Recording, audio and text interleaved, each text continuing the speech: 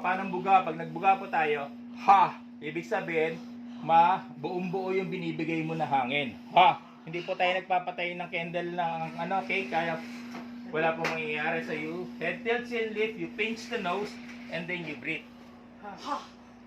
Tapos, pupunta pa kasi tinatawag natin na LLF position. Ano yung LLF position?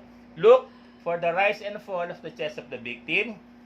Listen from the sounds coming from the mouth and nose of the victim and feel from the air coming out from the mouth and nose of the victim. Ibig sabihin, kapag ginagawa natin yan, pag nagbuga tayo at nag-LLF position tayo, makikita natin kung pumapasok yung hangin o hindi. Kung hindi, then you have to adjust. You retilt and reposition para mag-open ulit ang airway. Then give your second ventilation. Pinch the nose, you breathe. And then, check the LLF.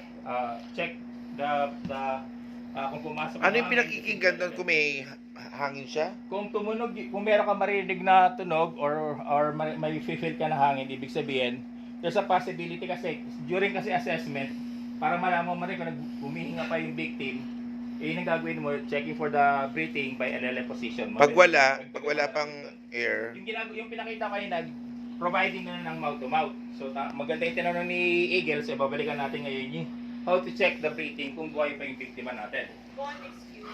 Wag lang po